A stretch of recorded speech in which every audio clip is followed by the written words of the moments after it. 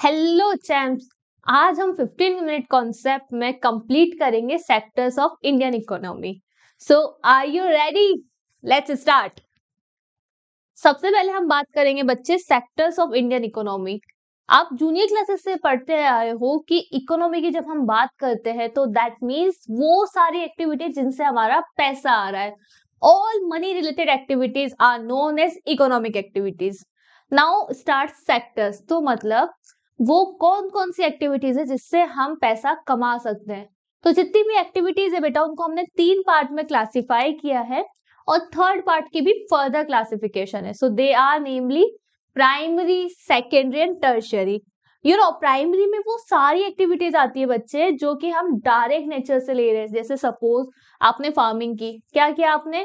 Direct nature से आपने कुछ वेजिटेबल उगाई और उसको यूज कर लिया। लंबरिंग की अगर हम बात करें तो हमने डायरेक्ट क्या करा, कोई भी वुड चीज ली ट्री से और उसको हमने यूज कर लिया। फिशिंग की हम बात करें बच्चे तो क्या करा, डायरेक्ट हमने नेचर से लिया है। Now comes to the secondary. Secondary में क्या है, जो प्राइमरी में हमने चीजें ली है उसी को हमने ट्रांसफॉर्म किया है। अगर किसी भी प्राइमरी प्रोडक्ट में ट्रांसफॉर्मेशन हुआ है तो that comes under the secondary. Suppose आपने वुड लिया, अब वुड का आपने फर्नीचर बना दिया तो क्या हुआ, ट्रांसफॉर्मेशन। अगर मैं बात करूं वीट की, तो हमने वीट लिया, अब उसको हमने ट्रांसफॉर्म किया इंडस्ट्रीज के थ्रू, उसको क्या कर दिया, आटा बना दिया। तो बच्चे समझ आ रहा है कि किस तरह से एक प्रोडक्ट हमारे प्राइमरी में भी आ सकता है, सेकेंडरी में भी आ सकता है और टर्शियरी में। जैसे आप टर्शियरी की बात करें तो टर्शियरी में क्या आता है, ना हम कुछ उगा रहे हैं ना हम कुछ बना रहे हैं, हम सिर्फ सर्विस दे रहे हैं। सपोज हमने पहले बात की कि हमने वीट उगाया तो वीट आ गया प्राइमरी में। अब सेकेंडरी में हमने उसको आटा बनाया। अब थर्ड में अगर हमने शॉप पे उसको सेल करना स्टार्ट किया तो उसमें क्या होगा, सर्विस। या फिर आपने जहां पे उसको लेके जाना है वहां तक, अगर आप व्हीकल से वहां तक लेके गए, ट्रांसपोर्टेशन की सर्विस थी, तो दैट इज टर्शियरी। डॉक्टर्स हो गए, प्रोफेसर्स हो गए, engineers, everyone who give services are known as tertiary sector. तो एक बार रीड कर लेते हैं बच्चे। प्राइमरी एक्टिविटीज का दे रखा है तो इसकी हमें इंपॉर्टेंट है बच्चे, डेफिनेशन याद रखनी है। Directly using natural resources, exploiting natural resources. फिर इसके कुछ एग्जांपल्स है बच्चे, आपको चीज समझ आ गई तो आप एग्जांपल्स खुद के भी ले सकते हो। Let's move towards our next section, secondary. इसमें क्या होता है, natural products are changed into other forms. तो इसको हम एक वर्ड में अगर हम बात करेंगे तो क्या होगा, ट्रांसफॉर्मेशन। बच्चा क्या है, जनरली इसमें जो ट्रांसफॉर्मेशन होता है वो इंडस्ट्रीज के थ्रू होता है, इसीलिए इसको हम इंडस्ट्रियल सेक्टर भी बोल सकते हैं। एंड हम जब प्राइमरी की बात करते हैं तो उसमें एग्रीकल्चर मेन डोमेन आता है, तो इसलिए आप उसको एग्रीकल्चर सेक्टर भी बोल सकते हो।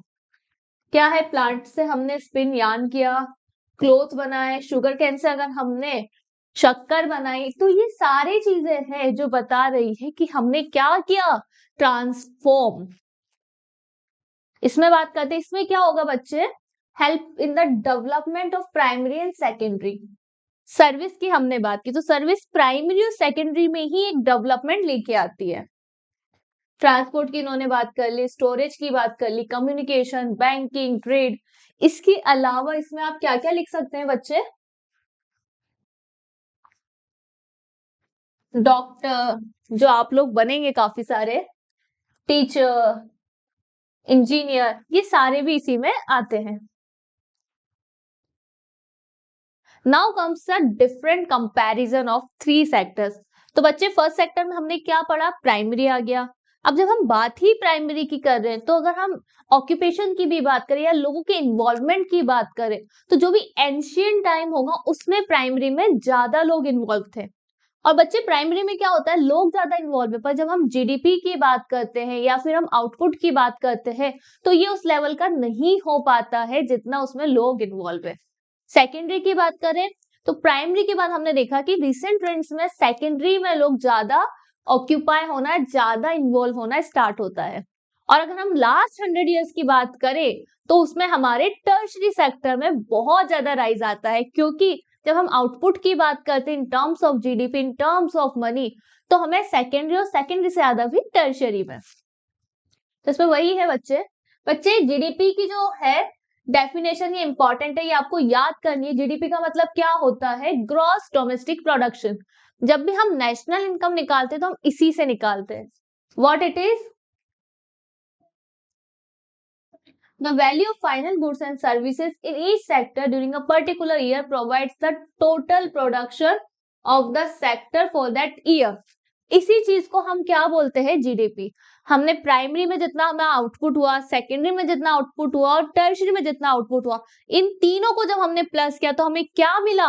Gross domestic production. अब बात आती है चेंजेस, क्या इसमें डिफरेंट चेंजेस आ रहे हैं? जो अभी मैंने आपको बताया उसी को हम एक बार रीड कर लेते हैं। इनिशियल स्टेजेस में किस में ज्यादा लोग इन्वॉल्व होंगे? वेरी गुड, प्राइमरी में। मोस्ट इंपॉर्टेंट सेक्टर था ये एक टाइम पे, बट अब नहीं रहा। मोर देन 100 ईयर्स में इसने बात करी है। And specially because new methods of manufacturing were introduce. जैसे ही मैन्युफैक्चरिंग आया, हम सेकेंडरी की तरफ आए, तो लोगों में बहुत ज्यादा स्विच हुआ इंडस्ट्रियल की तरफ। क्योंकि फार्मिंग में हम बात करते हैं बच्चे, तो सैलरी 2 बार मिलती है, जब आपका क्रॉप कटेगी, हार्वेस्ट होएगा। बट इसमें हमें हर मंथ सैलरी मिल जाती है जब वो एम्प्लॉयज होते हैं, जैसे कि वर्कर्स की हम बात करें। Who had earlier worked on farm now began to work in factories in large number. People began to use many more goods that were produced in factories at cheap rates, become the most important in the total production and employment. Wait, अब आता है हमारा the real ruling sector, that is tertiary. Past 100 years में अगर हम बात करें तो एक बहुत ज्यादा शिफ्ट मिला है हमें सेकेंडरी से टर्शियरी की तरफ, and the service sector become the most important in terms of total production. Most of the people are employed in this sector. और हमें एक जनरल पैटर्न भी ऑब्जर्व किया है डेवलप कंट्रीज में। अब बात आती है कि क्यों हमने बोल दिया रूलिंग सेक्टर, हमने बोल दिया सबसे इंपॉर्टेंट, बट ऐसा क्या है टर्शरी में जो इतना इंपॉर्टेंट है? आइए पढ़ते हैं। ओवर द 40 years बिटवीन 1973 से 74 to 2013-14, while the production in all three sectors has increased, in the year 2013-14, the tertiary sector has emerged as the largest producing sector in India, replacing the primary sector and secondary sector. क्यों? अब services, बच्चे hospital हर किसी को चाहिए होता है, educational institution हर किसी को चाहिए, post telegraph services, police station are required. तो ये क्या होती है बच्चे? Basic services. Basic services essential. और डेवलपिंग कंट्रीज में किसकी जिम्मेदारी होती है? गवर्नमेंट की। अब क्या होता है? The development of agriculture and industries. जैसे से एग्रीकल्चर हुआ, इंडस्ट्री हुई, अब हम पहले क्या होता था? प्रिमिटिव एग्रीकल्चर, बट अब होती है कमर्शियल। कोई एक क्रॉप कहीं बनी, अब उसको कहीं और अगर भेजना है तो हमें किसकी जरूरत पड़ेगी? वेरी गुड, सर्विस सेक्टर की। तो इसी की वजह से ट्रांसपोर्टेशन, ट्रेड, स्टोरेज फैसिलिटी, इन सब का भी राइज होता है, जो कि किसमें आते हैं? टर्शियरी में। जैसे जैसे इनकम लेवल बढ़ा, लोगों का स्टैंडर्ड ऑफ लिविंग बढ़ा, वैसे वैसे नई सर्विसेज भी आउट होती है, जैसे कि eating out, hotels, tourism, shopping, private hospitals, private schools, professional training. Over the past decade और so certain new services has emerged. और ये जो न्यू सेक्टर आया है बच्चे, इसको हम टर्शरी में ही एक और पार्ट में पढ़ते हैं, फोर्थ सेक्टर। इसमें सारा हमारा इंफॉर्मेशन रिलेटेड या डाटाबेस स्टडीज आती है। Information communication have become the important. आज भी बच्चे आप देखोगे तो जो हमारे आईटी सेक्टर के होते हैं, जिनका सॉफ्टवेयर का काम है, they are one of the highest paid jobs, has been rising rapidly. अब हम बात करते हैं एम्प्लॉयमेंट की। आपने बात कर ली ये सेक्टर है, वो सेक्टर है, बट हम जब भी कुछ पढ़ते हैं बच्चे, तो सबसे इंपॉर्टेंट होता है हमारा एम्प्लॉयमेंट एंड मनी, कितना हमें रिटर्न मिल रहा है। तो वो देखते हैं। More than half of the workers in the country are working in the primary sector, mainly agriculture, but only a quarter of the GDP. मतलब आप ऐसा समझ सकते हैं 50% काम किसमें कर रहे हैं? इसमें, बट कितना परसेंट पैसा दे पा रहे हैं वो? सिर्फ 25%। तो हम ये समझ सकते हैं, हम ये बोल सकते हैं कि वो 25% वहां काम करते हुए भी कोई आउटपुट नहीं दे रहा है, लग रहा है काम कर रहे हैं। जैसे कि प्रेयर के टाइम पे जो आप ऐसे नाटक करते हो, हमें लग रहा होता है आप प्रेयर बोल रहे हो, बट आप प्रेयर नहीं बोल रहे हो। तो इसी नाटक को हमने बोला है यहाँ पे डिस्गाइज्ड एम्प्लॉयमेंट।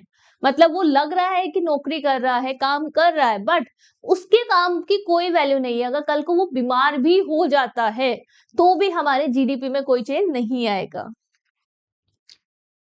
इसको बोलते हैं hidden in contrast to someone, जो जॉब कर रहा है बट उसका अनएम्प्लॉयमेंट की कैटेगरी में आता है, तो इसको हम बोलते हैं डिस्गाइज अनएम्प्लॉयमेंट। बच्चे ये इंपॉर्टेंट है, ये डेफिनेशन हमें याद रखनी है। There are thousands of casual workers in the service sector in urban areas who search for work daily employment. अब हमने इसके अलावा एक और बात करी है यहाँ पे, अंडर एम्प्लॉयमेंट। जैसे आप डेली वर्कर्स देखोगे जो कंस्ट्रक्शन साइट पे काम करते हैं, उन्हें नहीं पता होता कि कल मुझे नौकरी मिलेगी या नहीं मिलेगी। एक हमारा ट्रैक्टर आता है, कई बार ऑटो आता है या कोई कार आती है, वो देखते कि अच्छा 10 लोग चाहिए, कोई भी 10 लोग आ जाओ, जो पहले आए उनको नौकरी। अब हम बात करते हैं ऑर्गेनाइज एंड अनऑर्गेनाइज्ड। बच्चे this is one of the most important topic, क्योंकि इसमें से भी आपका 5 मार्क्स का क्वेश्चन देखा जा रहा है हमेशा। तो ऑर्गेनाइज में क्या आता है बच्चे? तो बच्चे ऑर्गेनाइज में क्या आता है? जिसमें चीजें ऑर्गेनाइज्ड हो। कैसे ऑर्गेनाइज्ड हो? ऑर्गेनाइज में आपके वर्किंग आवर्स फिक्स होते हैं, you have to work for 8 hours. अगर 8 आवर्स से ज्यादा आपने वर्क किया तो there is a provision of overtime. Plus आपकी लीव्स पेड होती है, आपको एक फिक्स पेड लीव्स मिलती है, हॉलीडेज मिलते हैं, आपको गवर्नमेंट में आपको अदर फैसिलिटीज मिलती है लाइक मेडिक्लेम और बहुत सारी अच्छी अच्छी चीजें। जबकि अगर मैं अनऑर्गेनाइज की बात करूं तो ना आपको वर्क सिक्योरिटी, पता नहीं कल नौकरी है या नहीं है, कभी भी आपको बोल दिया जा सकता है कि आपको अब जाना है। तो और चीजें देखते हैं कि जो जो हमने ऑर्गेनाइज में फायदे देखे वो सब अनऑर्गेनाइज में एब्सेंट है। एक बार रीड कर लेते हैं। Enterprise or places of work where the terms of employment are regular, people have assured work, they are registered by the government, have to follow its rules and regulation। यहाँ पे कुछ act भी है बच्चे, factory act, minimum wages act, payment of gratuity, shops and establishment act.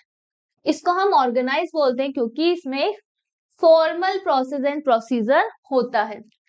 Unorganised में कुछ भी नहीं होता है, काम में जितना करा रहे उतना करवा सकते हैं। ये अनऑर्गेनाइज का है बच्चे, जो हमने ऑर्गेनाइज में पढ़ा उसका just opposite. Small and scattered units outside the control of government, कोई रूल्स एंड रेगुलेशन फॉलो नहीं होते हैं, लो पेड होता है, नॉट रेगुलर होता है, no overtime, no paid leaves, no holiday, no leaves due to sick, without any reason आपको जाने के लिए भी बोला जा सकता है। अब इनको हम प्रोटेक्ट कैसे करें या फिर क्या हम इसमें और कुछ नई चीजें ला सकते हैं?